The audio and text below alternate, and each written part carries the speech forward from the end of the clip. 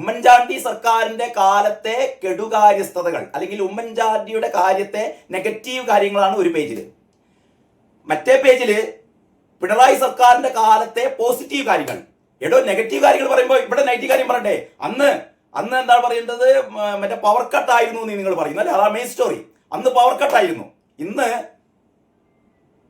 ഇന്നത്തെ അന്നത്തെ ഏറ്റവും നെഗറ്റീവ് കാര്യമായിരുന്നു അന്നത്തെ പവർ കട്ട്. ശരി, നിങ്ങൾ പറയും പോലെ ഞാൻ വിശ്വസിച്ചു അന്ന് പവർ കട്ട്. 2022 പവർ കട്ട് ഉണ്ടായിരുന്നേ.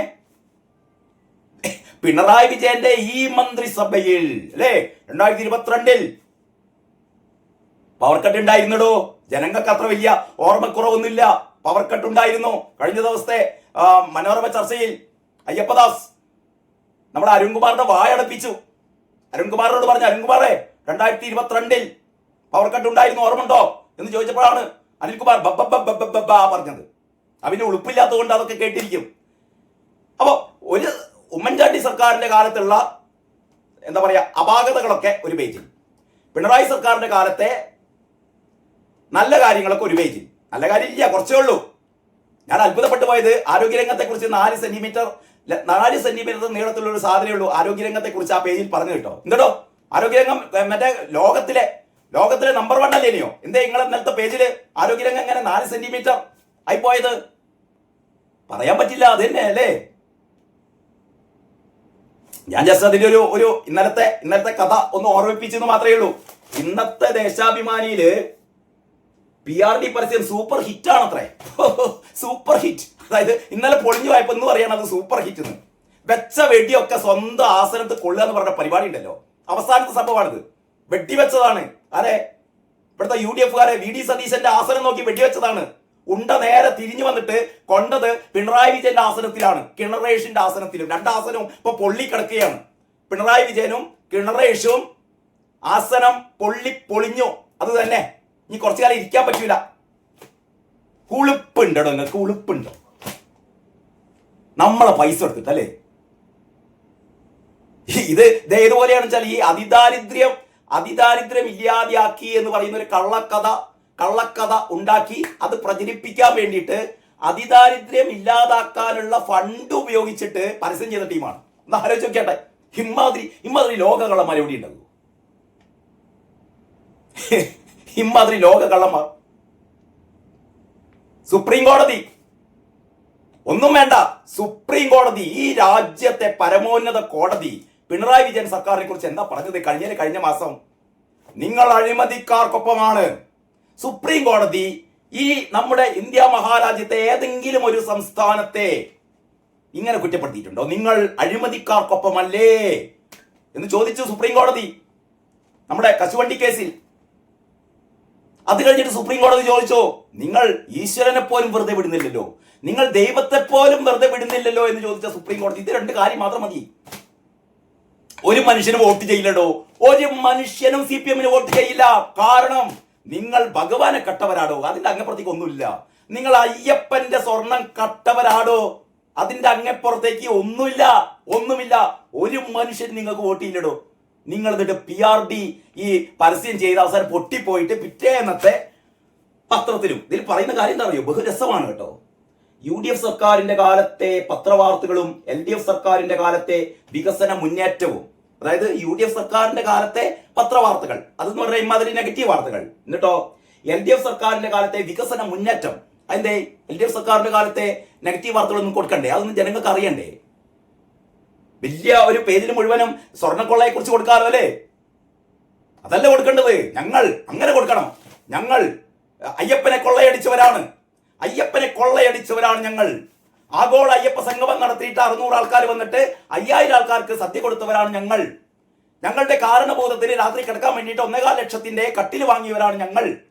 ഞങ്ങളുടെ കാരണബോധത്തിന് ഒരു രാത്രി ആ ഗസ്റ്റ് ഹൗസിൽ കിടക്കാൻ വേണ്ടിയിട്ട് 65,000 രൂപയുടെ പരവതാനി വാങ്ങിയവരാണ് ഞങ്ങൾ. കാരണബോധത്തിൽ ഒരു ദിവസം അവിടെ കിടക്കാൻ വേണ്ടിയിട്ട് 75,000 രൂപയുടെ സോഫ സെറ്റ് വാങ്ങിയവരാണ് ഞങ്ങൾ അങ്ങനെ 3.85 ലക്ഷം രൂപ കാരണബോധത്തിന് ഒരൊറ്റ രാത്രി കിടക്കാൻ വേണ്ടിയിട്ട് ചെലവഴിച്ചവരാണ് ഞങ്ങൾ. ഞങ്ങളുടെ കാരണബോധത്തിന് 1.25 കോടിയുടെ കാറ് വാങ്ങിയവരാണ് ഞങ്ങൾ. ഞങ്ങളുടെ കാരണബോധത്തിന് പറക്കാത്ത ഹെലികോപ്റ്ററിന് മാസം 1 കോടി രൂപ നികുതി വാടക കൊടുക്കുന്നവരാണ് ഞങ്ങൾ. പറയണ്ടേ? അതല്ലേ അതിന്റെ ഒരു തിളക്കം അതല്ലേ. അതിന് പകരം അന്ന് പവർ കട്ടേനി, ഇപ്പൊ പവർ കട്ട് ഇല്ല. അത്രേ 2022 പവർ കട്ട് ഉണ്ടായിട്ട് മതിയാ, പവർ കട്ട് ഇല്ലാന്ന്. അന്ന് 18 മാസത്തെ പെൻഷൻ കൊടുക്കാൻ ബാക്കിന്ന്. കള്ളത്തരം ഏത് 18 മാസം? അതും ഇന്നലത്തെ മനോരമ ചർച്ചയിൽ അയ്യപ്പദാസ് ചോദിച്ചു അരുൺകുമാറോട്, അരുൺകുമാറെ ഏത് 18 മാസം? ഏത് 18 മാസം? 18 ഇവിടെ നിയമസഭയിൽ പറഞ്ഞതാണ്. ആകെ 2-3 മാസത്തെ സാങ്കേതിക പിഴവ് കൊണ്ട് ഏതോ പ്രത്യേക വിഭാഗത്തിന്റെ കുറച്ചു പേരുടെ ഒരു 2-3 മാസത്തെ പെൻഷൻ വൈകി, അത്രയേ ഉള്ളൂ. അതിന് ചില സാങ്കേതിക പിഴവ് കൊണ്ട്. അതല്ലാതെ ഉമ്മൻചാണ്ടിയുടെ കാലത്ത് ഈ പറയുന്ന പെൻഷൻ 18 മാസം മുടങ്ങിയിട്ടില്ല. കള്ളത്തരം പറയാ. അപ്പൊ ഇവരുടെ വിചാരം കള്ളത്തരം പറഞ്ഞാൽ ജനം അങ്ങോട്ട് വിശ്വസിക്കുന്നതാണ്. എടോ പൊട്ടന്മാരെ, ഊളകളെ, ഇന്നത്തെ കാലത്ത് ജനങ്ങൾ പത്രത്തിൽ വരുന്നത് മുഴുവൻ വിശ്വസിക്കുന്ന ആൾക്കാരല്ല. മാതൃഭൂമിയിലും മനോരമയിലും പരസ്യമില്ല അല്ലേ? കേരളത്തിലെ പത്രവായനക്കാരിൽ 90% കണക്കെഴുതി വെച്ചോ. കേരളത്തിലെ പത്രവായനക്കാരിൽ 90% വായിക്കുന്നത് മലയാള മനോരമയും മാതൃഭൂമിയാണ്. ബാക്കിയുള്ള 10% മാത്രമേ മറ്റു പത്രങ്ങളെല്ലാം കൂടി വായിക്കുന്നുള്ളൂ. അതിനാണല്ലോ പരസ്യം വന്നത്. എന്ന് പറഞ്ഞാൽ മലയാളത്തിലെ പത്രവായനക്കാരിൽ ഒരു 10% മാത്രമാണ് ഇന്നത്തെ നിങ്ങളുടെ പരസ്യം നിങ്ങൾ കൊടുത്തത്. ശരി, ഇവര് പറയുന്നത് അത് കഴിഞ്ഞിട്ട് ചർച്ച നടന്നിട്ട് എന്താ സംഭവിച്ചത്? സോഷ്യൽ മീഡിയയിലെ ചർച്ചയിൽ എന്താണ് സംഭവിച്ചത്? ഞാൻ നിങ്ങൾക്ക് ഞാനിങ്ങനെ നോക്കിയപ്പോഴേ ഷാനവാസ് ഒരു അന്തംഗമ്മി ഒരു പോസ്റ്റ് ഇട്ടതാണേ. യെസ്, ഷാനവാസ് പട്ടപ്പള്ളി എന്ന് പറയുന്ന ഒരു പോസ്റ്റാണ് സോഷ്യൽ മീഡിയയിൽ വന്നതാണ്. നമ്മുടെ കിണറേഷന്റെ നല്ല പൗഡർ ഇട്ട മുഖമൊക്കെ കാണിച്ചിട്ട് എന്താണെന്നറിയോ തള്ളിയത്? ഒരു അന്തംഗമ്മികളുടെ ഈ മൂഢ സ്വർഗത്തിലുള്ള അന്തംഗമ്മികളുടെ ഒരു മൈൻഡ് സെറ്റ് നോക്കണേ. ഒരു അന്തംഗമ്മി എഴുതിയതാണ്, വെക്കടാ ഇതിനു മുകളിൽ ഒന്ന്, തകർക്കാനാവാത്ത ബുദ്ധി. ആരുടേത്? കിണറേഷന്റെ ബുദ്ധി തകർക്കാനാവാത്തതാണത്രേ. ഒരു പരസ്യം കൊണ്ട് കോട്ടകൾ കുലുക്കാൻ നികേഷ് കുമാറിന് കഴിഞ്ഞുവെങ്കിൽ അത് അദ്ദേഹത്തിന്റെ കൃത്യമായ രാഷ്ട്രീയ നീക്കമാണ്. കുലുങ്ങിയത്രേ കോട്ടകള്, പേടിച്ചു പോയി. മറ്റേ നമ്മുടെ സതീശൻ പറഞ്ഞ മാതിരിയെ ഞങ്ങളൊക്കെ പേടിച്ചു പോയി എന്ന് പോയി പറഞ്ഞേക്കുന്നു. UDF-കാരൊക്കെ പേടിച്ചു പോയി, ആരും പറഞ്ഞില്ല. വിഡ്ഢികള്, ഊളകള്. അത് അദ്ദേഹത്തിന് കൃത്യമായ രാഷ്ട്രീയ നീക്കമാണ്. ശരിയാണ്. ഈ പലരും പറയുന്നത് എന്താണെന്നറിയോ? ഈ നികേഷ് കുമാർ അച്ഛനോട്, MV രാഘവനോട് ഈ പറയുന്ന CPM ചെയ്ത പാതകങ്ങൾ, അതിന്റെ കണക്കുകൾ തീർക്കുകയാണ്. ഒറ്റുകാരനാണ്. CPM-നുള്ളിൽ കയറിയിട്ട് CPM-ന് പാറ വെച്ചുകൊണ്ടിരിക്കുകയാണ്. ശരിയാണ്. അടുത്ത ഈ CPM ഏറ്റവും ദയനീയമായി തോറ്റു കഴിഞ്ഞാൽ അതിന്റെ ഏറ്റവും പ്രധാനപ്പെട്ട ഉത്തരവാദി നികേഷ് കുമാർ ആയിരിക്കും. നികേഷ് കുമാർ കണക്ക് കൂട്ടിയിട്ട് എന്റെ അച്ഛനോട് നിങ്ങൾ ചെയ്തതിന് ഓരോന്നായി ഞാൻ കണക്ക് തീർക്കുകയാണ് എന്ന് നികേഷ് കുമാർ ഇപ്പം മനസ്സിൽ പറയുന്നുണ്ടാവും കേട്ടോ. ഈ ഊളകള് വിശ്വസിച്ചിരിക്കുകയാണോ? നികേഷ് കുമാർ ഞങ്ങളെ മറ്റേ സാരഥി, പ്രചാരണത്തിന്റെ കൊണസ്രാൾ അല്ലെ, അതിന്റെ എഴുത്താണ്. ഇന്ന് കൊങ്ങികളുടെ നിലവിളി കേൾക്കുമ്പോൾ തന്നെ അറിയാം ആ വെടി കൃത്യം ലക്ഷ്യസ്ഥാനത്ത് തന്നെ കൊണ്ടിട്ടുണ്ടെന്ന്. കൊങ്ങികൾ നിലവിളിക്കാണത്രേ. കേട്ടോ, കൊങ്ങികളല്ല നിലവിളിക്കുന്നത്, സോറി, അന്തംഗമ്മികളാണ് നിലവിളിക്കുന്നത്. ഇപ്പൊ ഈ പരസ്യം വന്നതിന് ശേഷം എന്താ അറിയോ? പരസ്യം വന്നതിന് ശേഷം എല്ലാവരും ഇങ്ങനെ നോക്കുകയാണ്. അന്ന് പവർ കട്ട്, ഇപ്പൊ പവർ കട്ട് ഇല്ല. അപ്പോഴാണ് അത് പൊളിഞ്ഞു പോയത്. 2022 പവർ കട്ട് ഉണ്ടായിരുന്നു. അപ്പോഴാണ് ചില ആൾക്കാരൊക്കെ അന്നത്തെ ഇലക്ട്രിസിറ്റി ബില്ല്, ഉമ്മൻചാണ്ടിയുടെ കാലത്ത് എത്രയായിരുന്നു ഇലക്ട്രിസിറ്റി ബില്ല്, അതിന്റെ 10 ഇരട്ടിയാണ് ഇപ്പോ.